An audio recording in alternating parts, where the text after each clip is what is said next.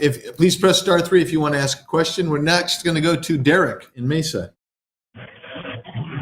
How are you doing, Congressman? Very good, thank you, Derek. Thank you. Doing good over here. Looking back on the midterms, I think the Republicans overall throughout the country had a pretty abysmal performance. A few good spots in New York and Florida, but it's been more disappointing here at home with Katie Hobbs being our governor. I think Republican leadership is mostly to blame, with McConnell and McCarthy. What is your take on potentially challenging McCarthy to become Speaker of the House? I would agree with you that that Republicans underperformed. Okay, I mean, every poll that was out there was saying that we're going to pick up 20 to 30 seats, right? And that's Mr. McCarthy told us that.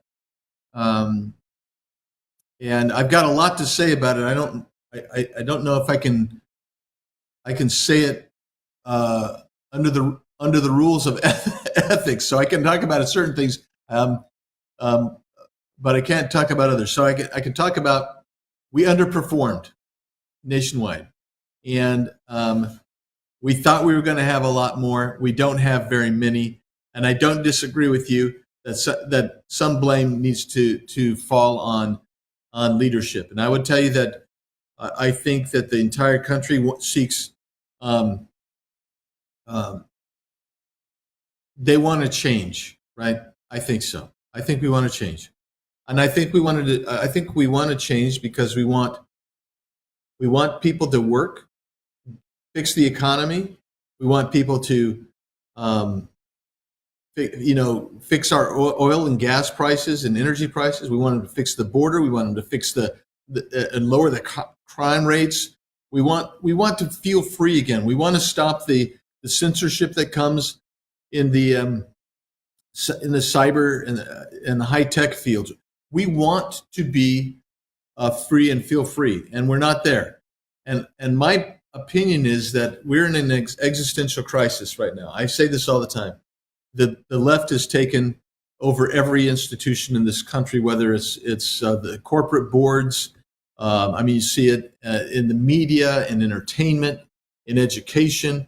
You see it even sometimes in religious institutions. You see this going forward. And my position has always been, if you're going to change it, then you can't keep using the same people who kind of got you there. And I think that's why I think a change needs to happen. And that's why I'm running. I am actually running against Mr. McCarthy. And when we had the nomination meeting, which was just a couple days after the election, he got 188 votes and 36 people voted against him, and I got 31 of those votes. And it's such a thin majority that any few people can actually hold this thing up. And I just think that a change needs to happen. If we're going to change the trajectory of this country and return it to a constitutional republic, respect the rights of American citizens. If we're going to use the leverage points, I think you need somebody who knows how to use those procedural tools and fight to advance our cause. And that's why I'm challenging Mr. McCarthy, and they're putting out all kinds of scare tactics and saying bad things about me. And I guess I'm used to that by now. But the reality is, I tell people all the time, I'm not going to quit fighting for what I believe is right, what I believe our constituents want, and what I believe Americans want. And that is a restoration of the ability to raise your family and in a peaceful, safe environment, and have the hope of economic success. That's what we want. And you want to be able to worship as you desire. You want to be able to have the Second Amendment. You want to be able to gather all of the rights that we're used to. They're under attack, and we need somebody who recognizes that and is willing to fight it back, and is not out there simply because he wants a title. So, Derek, thank you much for calling in.